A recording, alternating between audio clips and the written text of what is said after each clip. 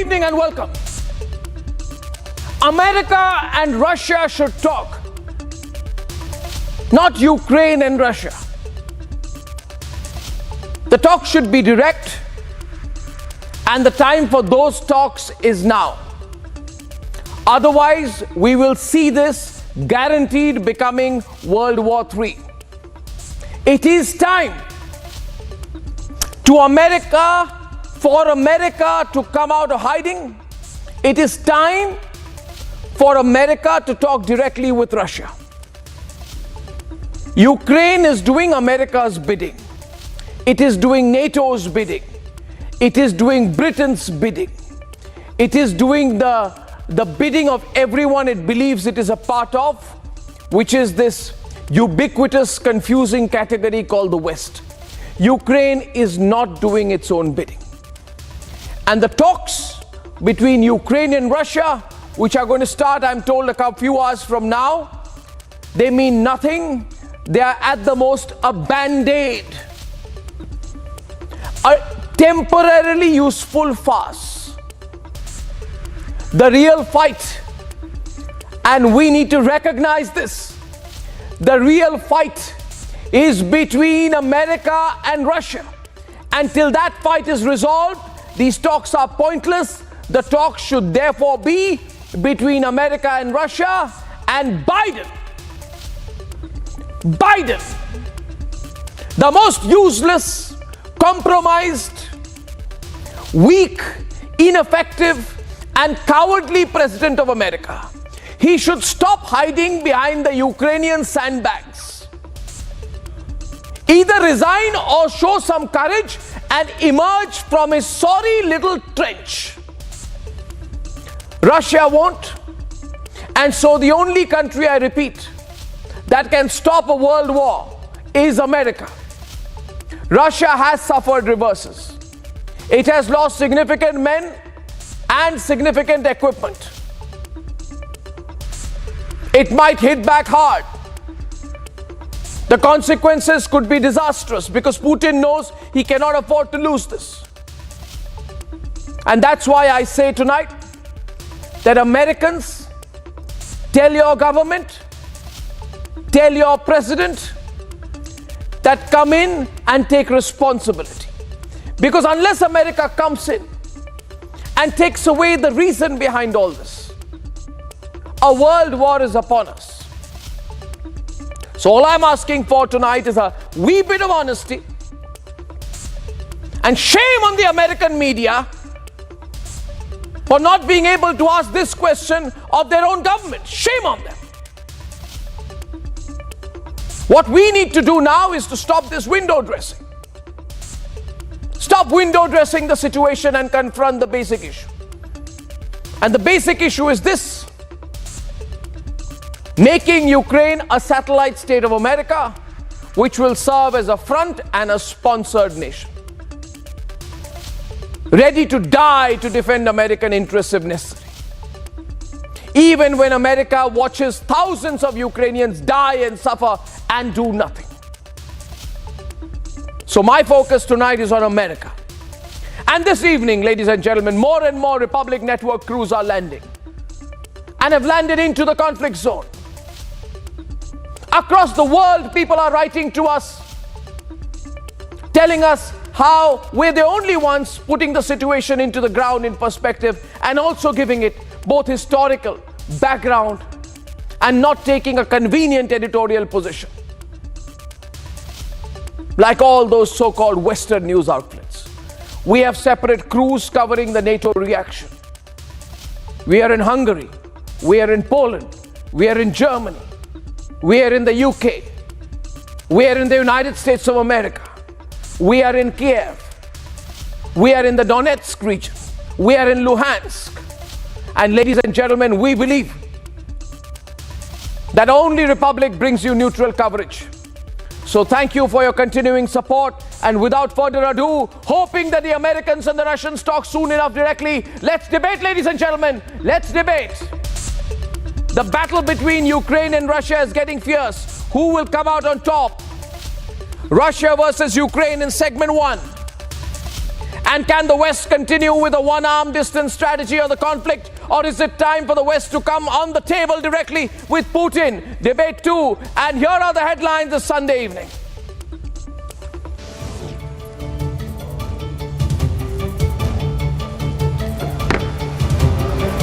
Ukrainians fiercely guard Kyiv as the Russians try to capture it for the 4th consecutive day.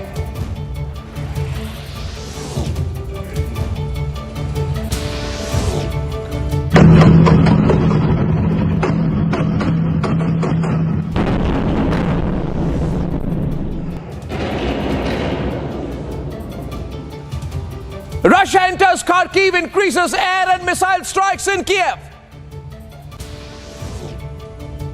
Putin orders Russian nuclear deterrent forces on alert, sparking nuke fears. Russian and Ukrainian sides set to come face to face for talks in Belarus's Gomel. Prime Minister Modi chairs the 3rd meeting in 4 days on the situation in Ukraine. From Kyiv to Hungary, Republic is the only channel covering the NATO side in the war as well tonight.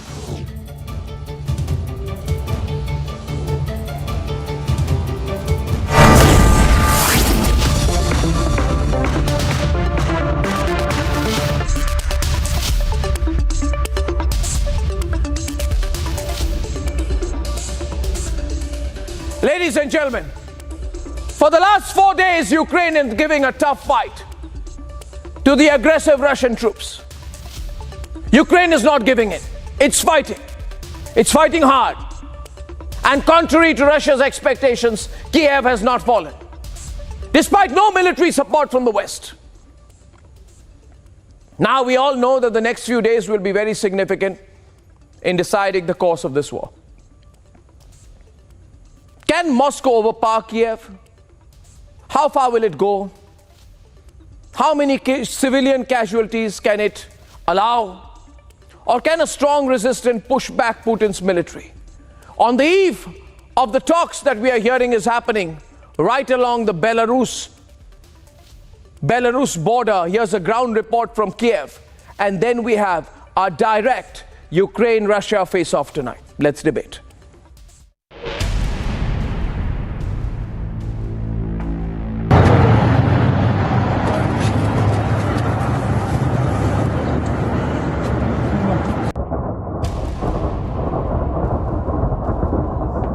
We are seeing that there is this advancement of the Russian troops from multiple areas, north, east and south.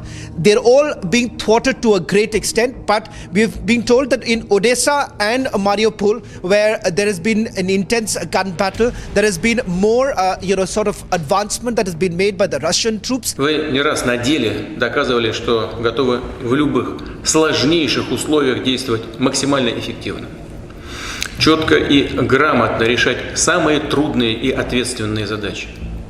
И всегда с честью выполняете воинский долг по защите родной страны и наших граждан, по обеспечению национальных интересов России.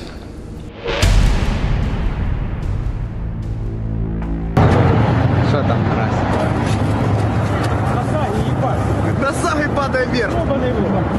The fact here is that there is a huge fear of aerial bombing taking place in Kyiv. That is the reason why today it's been very, very difficult for us to venture.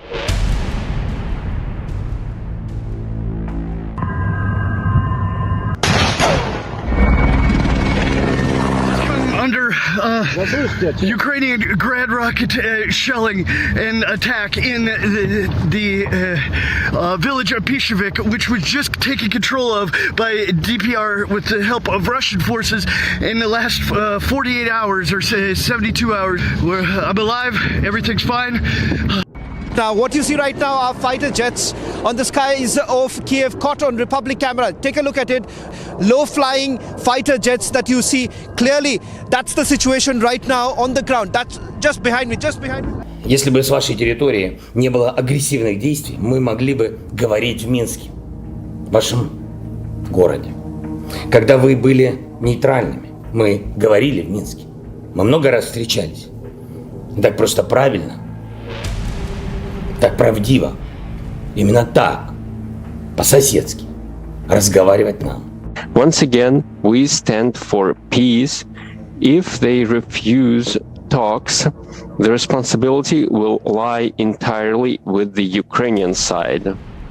We are waiting for the reply from Ukraine. कई इलाकों में barricade कर दिया गया है, checking बढ़ा दी गई है। उसके पीछे कारण ये है क्योंकि कहीं ना कहीं इस एरिया को टारगेट बनाया जाने की कोशिश हो रही है और उनके पास जो इंफॉर्मेशन है इस वक्त कि रेजिडेंशियल एरियाज और जो इलाके में बिजनेस एरियाज है उस इलाके को अटैक करने की ज़्यादा चांसेस है, जिसके कारण आपने देखा पूरे इलाके में नाकाबंदी बहुत ज़्यादा कर दिया गया है।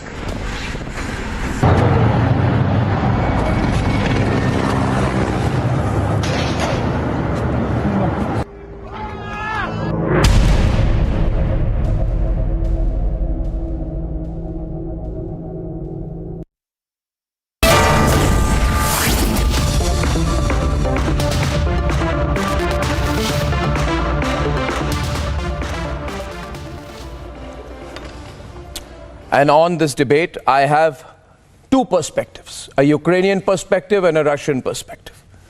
And from the Ukrainian side, I'm joined by the former Deputy Defense Minister of Ukraine, Alina Frolova. She's joining us tonight. And we have the former Education and Science Minister of Ukraine, Hanna Novosad. She's joining us from Vinnytsia. And from the Russian side, to start with, I have Dr. Daria Dugina, a well-known political analyst from Moscow. We have the Director Communications of Sputnik News, Pyotr Lidov. And we have well-known geopolitical analyst Alexander Bodunov. He's joining us from Moscow as well. The present situation is where I want to start. And I'd like to put this to Ms. Frolova, Ms. Alina Frolova. So far, you are holding out in Kyiv, but for how much longer can you hold out, given the fact that my information is that the Russians are moving in even more and more troops and equipment? Well, thank you for giving me the first word, because actually I was said that I'm going to news, and suddenly I happen to be in debates with Russians, which I'm not considering won't debate with, because I'm not speaking to my enemies. But I will tell you how long we'll stand. We're standing well. We have a strong, extremely strong armed forces. I think that this is these Russian troops which came, they never faced the fight with regular army, because what Russian has experienced before, they always were shooting the civilian population and some rebels. So they never faced the real power in front of them. They are weak. They are afraid of normal power. And they are losing a lot of their people, equipment, and they will lose. They all will die on this territory. That is why they try now to push the Belarusian people also enter this war, because they are not capable by themselves to do anything. We have not only armed forces, we have all the population, which is quite resilient, which has weapons and which will fight. And no one Russian soldier which came to our land will go alive from our land. That is first. The second, now they're like a crazy man who is leading their state, and they are happy with his craziness. He just announced that he is ready to use the nuclear weapons against. So this is what Russia really wants. They want the whole world to be destroyed. They don't want any prosperity, any peace, any nothing, because they are, they want to be strong, but they don't want to bring something good to this world. No economic prosperity, no some innovations, nothing. They can just spread shit around and death. And this is the only what this nation could do for many, many years. And I should tell you that we will win this war, and Russia will be destroyed. This is obviously. Yes, they are crazy. They will now make a blackmail with the nuclear weapon, and Russian population won't object it, because actually the Russian population is not the nation. It's just, like a population, let's say so. I still hope that Belarusians will arise and will kick off their so-called president, which is not legitimate. And I know that the whole world will work with this. And I've just heard your entry speech about America, Biden, and so on and so forth. The war started by Russians. The war started not by Americans, not by UK, not by West. The war started by Russians. They are threatened with weapons. They bring their soldiers. So don't look around for some reasons to start the war. There is the criminals who started the war. They should be responsible for this. Ukraine is an independent state. It's not subordinated to US. It's not subordinated to West. Unfortunately, Russians cannot understand this because they all their life were subordinated to someone. So for them, it's difficult to understand that there are people which respect freedom and prosperity. Okay, I wish them all, if you want to die, come to Kyiv, try to catch it. You will never get it. You will die here, all of you. And you want to threaten with the nuclear weapon, you can threaten, but you will die from it too. This is everything I would like to say to my Russian enemies, and I wish you die as soon as possible. I'd like to I would like to now get a response from those in Russia. Maybe Dr. Daria Dugina would like to start. And we are on the 4th day of the conflict, and Ukraine is making huge claims on Russian fatalities. They've circulated videos. Some of it may be dismissed as information warfare, but what Russia must acknowledge is that the invasion has not been as swift and effortless as it was thought it would be. In fact, Ukraine is taking over Russian soldiers. And there are images of Russian soldiers being held as prisoners of war in cities like Kyiv. We can run some of the visuals perhaps. And your tanks are lying burnt and destroyed all over. These are Russian tanks. Convoys are either burnt or stopped. And 200 units of your military equipment were destroyed in Poltava. This has not been easy for you. And maybe you underestimated the Ukrainians. And I'd like you to respond to what Alina Frolova said, if I can have her on the other side, please. Or any of our Ukrainian guests on the other side. Yes, please, Dr. Daria.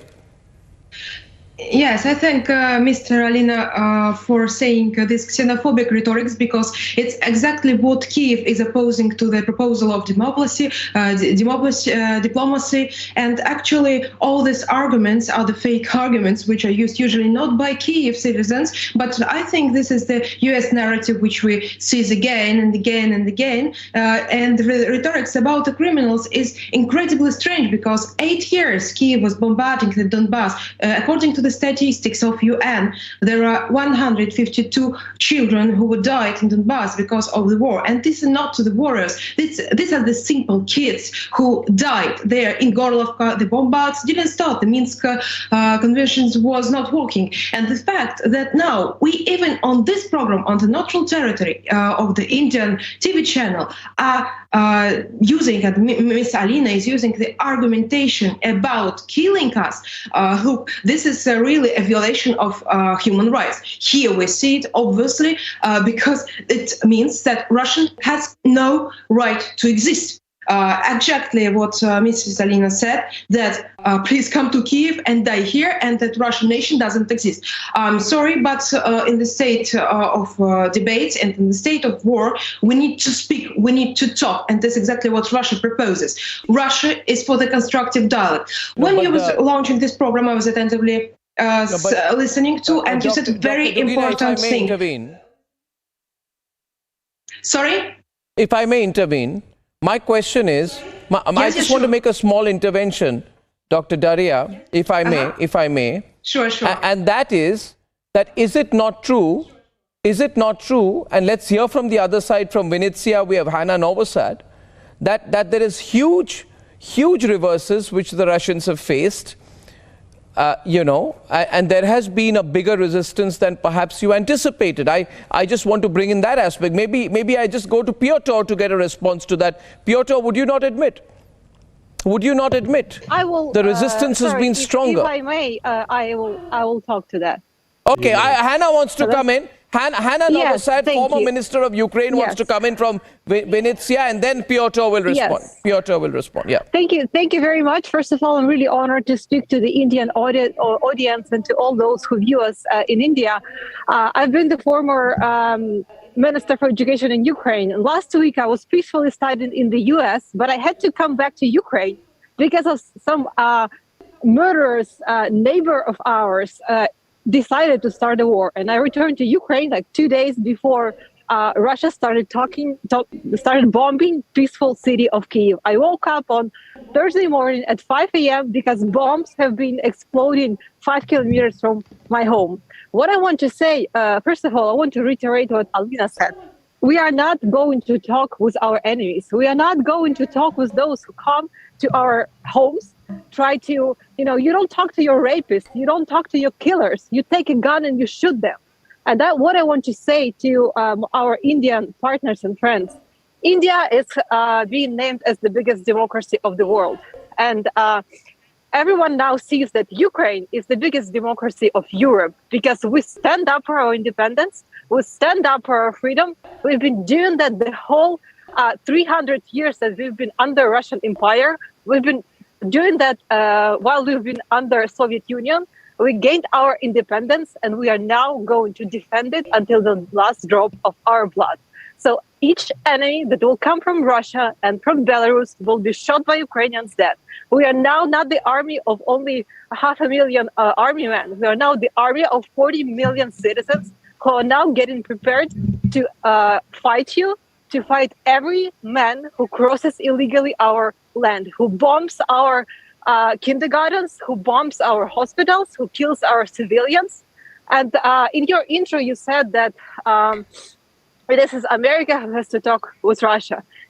I think these 4 days of this fights of the whole country of Ukraine against Russian invaders, against Russian occupators, showed that we are an independent country that can stand up for itself.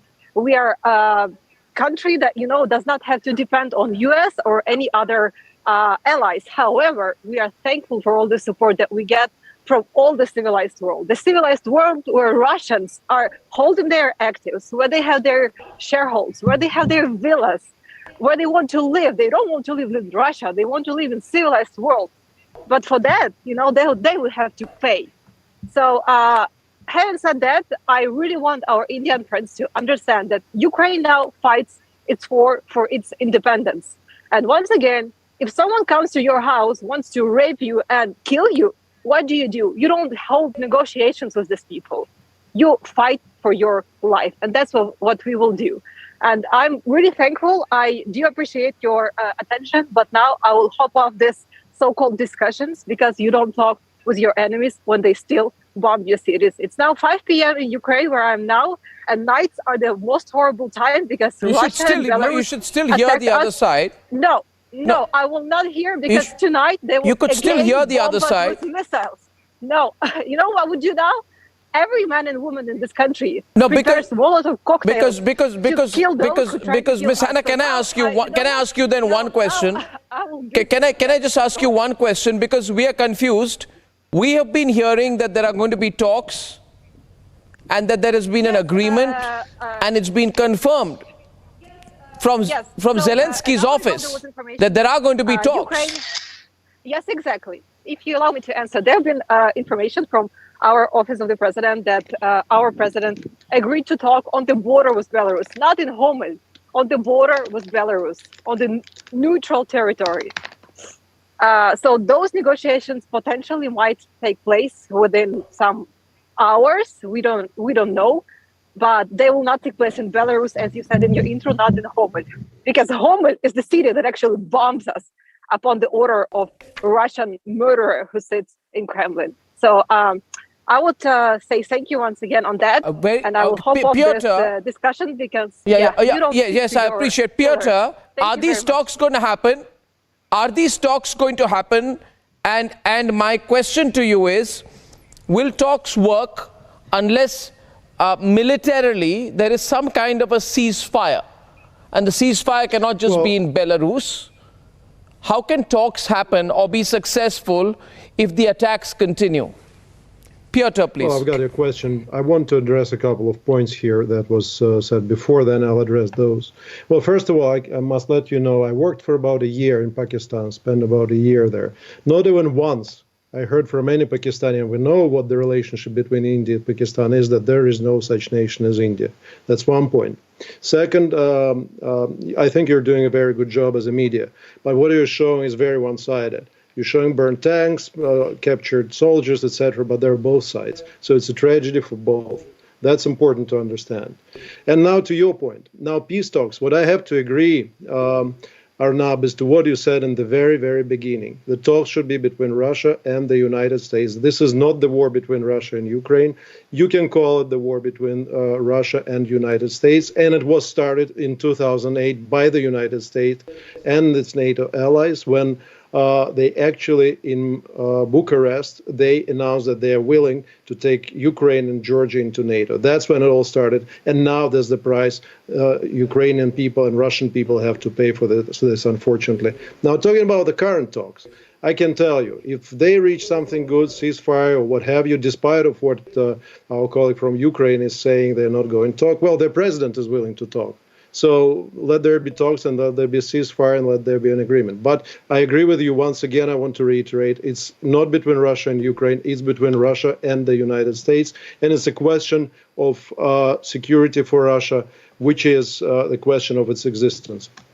Thank you. Piotr, while you were speaking, we got news which came in that negotiations between Russia and Ukraine are underway. And I just want to say that when I began my introduction, I also said, Piotr, that the talks between Ukraine and Russia are a temporary bandage, a band-aid. They are not a final solution, because I do believe that eventually it is American interest which will come into play. And I am a great believer that at the end of the day, Joe Biden should come out and have a direct negotiation with NATO, with Boris Johnson and everyone, and Putin, and settle this for a longer term rather than look for a short-term solution. But since I'm getting these confusing inputs coming in, I'd like to go to Volodymyr Ariev, who's a Ukrainian member of parliament, and I thank Maria Golub, who's a former advisor of the EU representative in Ukraine. She's also joining us from Kyiv. But first, you, Mr. Ariev, what are these talks about? These are talks without a ceasefire. How much can we expect to come out of the talks when Kyiv is still being attacked and still being surrounded? I'd like to hear from you, Mr. Ariev, and then maybe Alexander from Moscow would like to respond. Yes, please. I am very skeptical about these talks because I think that it will be used by the Ukrainian side to take in respite. Bad hear you. So, first of all, I would like to stress that Mr. Ariev to speak first, and then get Alexander Boldunov can come in. United States and their twisted minds, because they are not keeping war with Washington. They are keep a battlefield in Ukrainian territory, and this is war with Ukraine. So it's very clear, because the years of Russian propaganda, they created the image of enemy, and finally they believe in it. And this is why they will lose this war, as they lost the war in Afghanistan. But at the same time, in Afghanistan, Russia, in 10 years of their war, of its war against Afghanistan, they lost 15,000 soldiers and officers in 10 years. Now, in 3 days, more than 5,000 soldiers killed in Ukrainian territory. after an invasion. So we are ready to resist. I do not believe in negotiations now, because I don't think that this is a pure Putin willingness to hold on these negotiations, as well as he clearly said that he would like he keep it in mind the usage of the nuclear weapon and the order to make it ready. The nuclear troops were given to Minister of Defense and military headquarters chief of Russian Federation. At the same time, I can tell you that Russia will never overcome Ukraine, because they have a war not against government, not against so-called nationalists as they keep it in their mind. They are in the war against nearly 40 million population, and at least 30 million of them are really ready to resist from east to west. Because Ukrainians stop Russian machineries without weapon. Armless people just cross the road in Chernihiv Oblast and they stop heavy machineries, they stopped tanks. People are helping army. People are organized in self-defenses. So and the state distributes the arms among the population. So every invader will be killed on and will remain to lay in Ukrainian soil, because we never accept Russian invasion and Russian authority over Ukraine. Russia still couldn't understand it in the last years, because they dreamed Ukrainian meet them with flowers and songs. No, we are meet them with bullets and ammunition. So we are ready to resist. And if you'd like to try to go on with that, so you can go on. If you would like to use if Russia would like to use the nuclear weapon, so they will kill not only Ukraine, they will start the global nuclear war. And the only crazy madness in Putin's head, he is striving to survive politically. He is fighting for his own life, but the life of one person now jeopardize the security of whole world.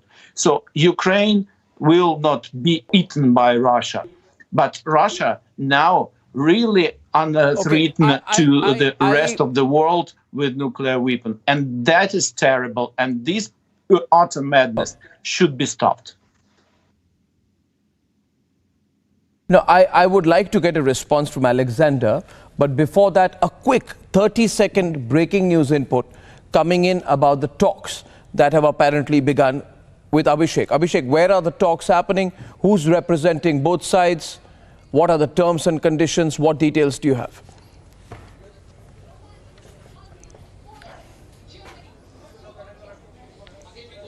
Arnab, so this is information coming in through Russia Today television and through their social media platform, in which they say that politicians have agreed that Ukrainian delegation will meet with the Russian delegation without preconditions on the Ukrainian-Belarusian border near Pripyat River. That's Gomel Palace or Gomel region.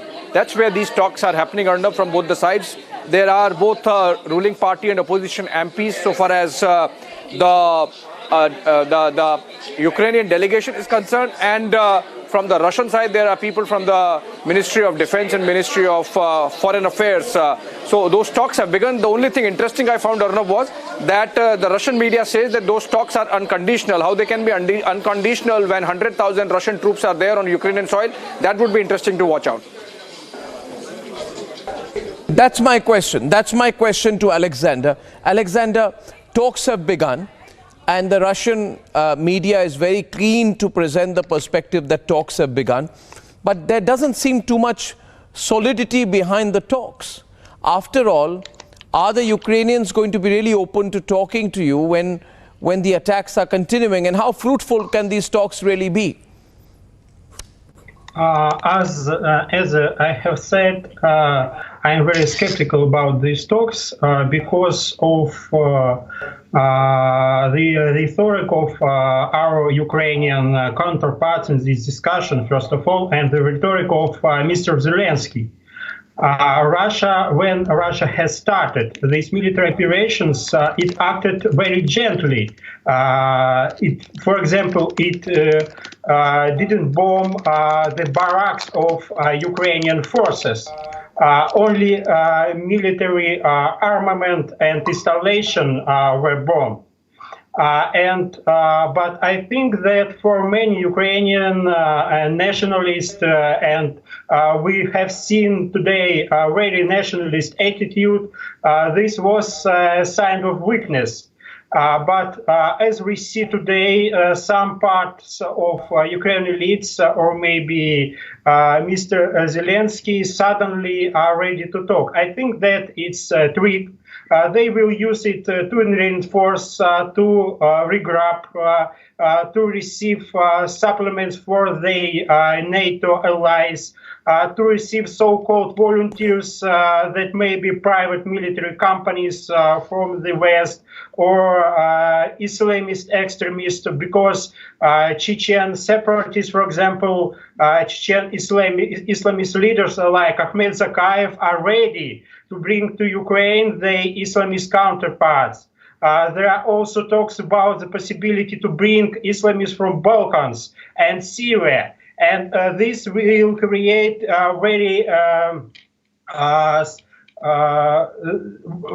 very difficult situation on the ground. So I think that the main condition to really stop the war will be for the Ukrainian forces to lay their arms down. It is. Regarding the Ukrainian parts, I don't know how to call them Ukrainian propagandists, or I don't know the proper word. They so much say about nuclear weapons, as well as they, for example, British counterparts. I have seen some British MPs are saying that Russia can use nuclear tactical weapons in Ukraine. So I'm very much afraid of provocation by the British and the Ukrainian accomplices to use nuclear or bacteriological weapons, or maybe dirty bomb. They have materials to create it, to blame Russia. Like they have been used these tricks in Syria with their white helmets. So I think that today we are fighting not with Ukraine. Russia is fighting with the West. But the conditions for the conflict were created by the United States, and it clearly resembles the Cuba Missile Crisis.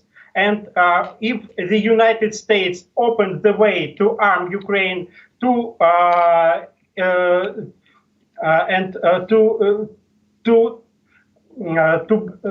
liberate the way for the Ukraine to join the NATO, they created all the mess. They created the pretext for this war. So I think that in nearest future, Russia will, of course, overcome, because Russia doesn't fight in full force, but Ukrainian government can save lives of many Ukrainian soldiers and many Ukrainians as well. Well, Alexander Bodunov, if I just may intervene and everyone remains on the screen, I'd like to go to Maria Golub. She's former advisor of the European Union representative in Ukraine. She's joining us from Kyiv. I'm just trying to understand, Ms. Golub, what these talks are about. I don't understand what these talks will centrally be about. Is it going to be about any softening of position, any compromise by Ukraine on joining NATO? What are you willing to be flexible on, you think? What do you think Ukrainians will be flexible on at this moment? Maria Golub, please. Hi. Apologies for the connection. I understand it's very, very bad, and it can really break in every second. First of all, thanks for having me here. And unfortunately, I wasn't able to follow the discussion, the conversation. But first of all, I would like to respond to what I just heard from some people. I don't know who are these people, but what they are telling is the complete nonsense. I mean, people from your guests from the Russian side. I just heard a very short remark that it's all about Ukraine and NATO. Ukraine trying to join NATO, and that's why US has to respond, or Russia has to negotiate with the United States on some NATO-related issues. It's not the case, because unfortunately for President Putin, it's not about Ukraine joining NATO. First and foremost, he's afraid of Ukraine being a prosperous and truly democratic state. That's why he waged a full-fledged war with Ukraine, but not 2 days ago. We have this war going on for at least 8 years, started from the illegal annexation of Crimea, and then we have this Russian-backed separatist movements in Donbass and Lugansk areas, and now Putin has completely gone mad, and as he already declared, he decided to complete the so-called Ukrainian question. So it's not about Russia and NATO anymore. It's Putin being very much afraid about free and prosperous and democratic Ukraine. That would be my first statement. And then second, of course, Ukraine will never give up. Of course, you know what we are trying to do. We are trying to defend our territory. We are trying to defend our future and the future for our children. You see, right now I'm outside Kyiv, and right now I have this clear blue sky above me. But yesterday, there was not a peaceful sky above me. There were Russian tanks around Kyiv. There are still a lot of Russian mercenaries trying to kill Ukrainian people. And then what you expect from Ukraine to do? To withdraw? Never. Of course, this will never happen, because now we are fighting for our freedom, for our own territory, and of course we will never ever give up fighting. And that is why we are now trying to coordinate with all our international partners to impose the most painful sanctions and the most painful response the West jointly and the whole democratic world jointly can give to Putin aggression. That's why we started this campaign to block Putin wallets and to freeze all the possible assets of Putin and people close to Putin, oligarchs close to Putin. And just believe me, it's the question of time for us. First of all, we will not give up. Second, sanctions and the response. This all is coming, and I can tell you that the truth is on our side, and this is very clear for the whole world. And the future of Russia, unfortunately, and indeed I'm a bit sorry about the Russian population. I do hope and I do understand that they do not support what their president is doing.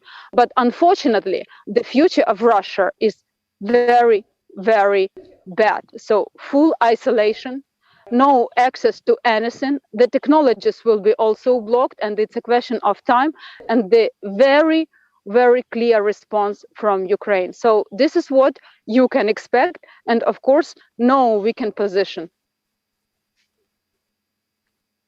I can still be with you for another like 5 minutes. Dr. Daria, your connection is all right. Your connection is all right. So, Miss Maria Golub, I want the Russians to respond to what you're saying, and what you're saying sort of matches the stated position of the Foreign Minister Kuleba, who has said right now on our update, and he has said Ukraine will not give up. He says, Dr. Dugina, Ukraine will not give up a single meter of its territory. So as Ukraine hardens its position, Putin, Russia, is using the nuclear card. Why are you using the nuclear card? I think now what we see is exactly what you said and mentioned in the beginning of the program about two world orders who are fighting against each other. And this is the situation of the confrontation of the unipolar hegemonical globalist model, which US imposes, with the weak Biden, which has really now low positions of the popularity inside the American society, who has a big, great inflation, who had pandemic problems, migration collapse, who has really is near the end of the Democratic Party, and midterm elections will be very soon. And we see the multipolar bloc. We see Russia, which is not accepting this widening of NATO. And we are the part of this war from the multipolar side. And the thing is that China is in our bloc, in our collaboration.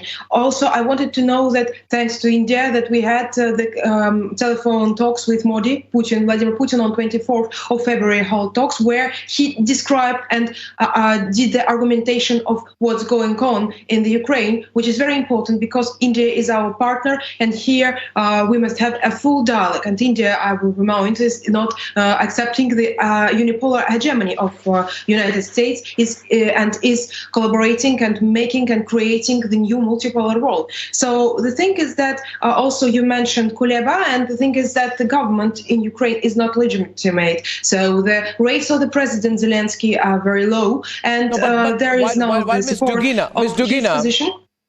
Ms. Dugina, yes? While I accept a lot of what you're saying, I want to ask the Russian side. Let me go to, sorry to intervene, I'd like to go to Pyotr Lidov of Sputnik once again. Why wave the nuclear card at the world? If this is a dispute between Ukraine and Russia, then why is Russia constantly bringing in the nuclear card? Well, as I told you before, and I agreed with you actually, that this is not a dispute between Ukraine and Russia. It's a dispute between Russia and the United States and its allies from NATO. And the nuclear card, as you call it, was first raised by Ukrainian President Zelensky 4 days ago at the Munich conference. So that's what they're reaping now. They're reaping what they sow. You want to talk like this? You want to think that someone is afraid? And you know what? One comment I will make. It's a lot of rhetoric, and I understand. I actually understand my Ukrainian, wherever they are now, here. But again, this is sort of kindergarten logic. Putin is afraid of Ukrainians' freedom. It's a country that lost about 20% of its population due to fleeing into foreign countries. It's the lowest in the former USSR level of standard of living. It's a poor country. What did this freedom bring you? They closed down a number of multiple outlets, media outlets, within 2 past years. There is no democracy. Their key political opponents are imprisoned. What are you talking about? And everybody is a big expert on what's going on in Putin's head and how he wants to establish Soviet Union again. What we want to do and what he wants to do is to assure a strategic security for the Russian people. But Pyotr, on the nuclear front, you didn't. If you said, my question was to you on the nuclear side, and you responded by saying that it's correct. It's not between Russia and Ukraine. It's between Russia on the one side and America and its allies on the other. So I want to get in Mr. Volodymyr Ariev one sec. If it is, then is Putin really threatening America and its allies with the nuclear card? That's the concern of the world, isn't it, Mr. Ariev? Why the nuclear card? Where is the nuclear assault threat coming from suddenly, and why? Well, it's coming from it's a response. First of all, I wouldn't like to comment the pure lie, the leaking of the Russian propagandists. But I would like to beat out it by facts. First of all, in 1994, I would like to remind Ukraine, Russia, United States, United Kingdom, and with France joined it, signed a so-called Budapest Memorandum before Ukraine joined the Non-Proliferation Treaty on Nuclear Weapon. And when Ukraine stripped out nuclear weapon, there were Article 2 of Budapest Memorandum, where Russia, United States, United Kingdom, and France guarantee to Ukraine for not using weapon against Ukraine. there are a signature of President Yeltsin under this document. This is historical fact, and this is a document as a part of international law. So Russia is breaking the international law. The documents signed with Russia, as we understand, and I think Premier Modi also understand it very well, cost less than paper on it which were signed. I would like, this is like likely a quote of Otto von Bismarck, former Chancellor of Germany. So this is pure lie. What Russia doing? They break down international law. They would like to justify themselves with any stupid thing they are come up with in their twisted minds. But anyway, the less and less states believe in Russian propaganda and Russian pure lie. We understand that Indian people thank you for independent because India is a democratic state despite of Russia, and you are showing the truth, what's going on. And they could tell you everyone and could tell here all this, all the world what they would like, but nearly every single words is a brutal lie. It's a brutal lie what they are spreading over the world. So we understand that they will not be going against United States because they have no intention to arrange a war against United States. But they are threatened, and Putin clearly said that we hear there some threats from the NATO. So this is in his in his twisted mind as well. I tell you, the only ironical part in this is that I think everyone on this program, including our guests from Kyiv, believe in a multipolar world. They don't believe in unilateralism. They believe in competing powers. But the irony is right now, and I will repeat it, and my friends from Kyiv may not agree, that the big elephant in the room is America. And America must play a little bit more of a responsible role. If it has been backing Kyiv and supporting Kyiv diplomatically, it must also play a role. It cannot hide at this point of time, and that will be really, really, really hypocritical of America if it does that. But I'm glad we've had a conversation, however difficult this may have been, and I thank my friends from Kyiv and Moscow very much tonight. And viewers, when we come back, our concern is where this will go. What could be a spark? What could be an unexpected flashpoint? Our global debate and big ground coverage on the other side on this Sunday special.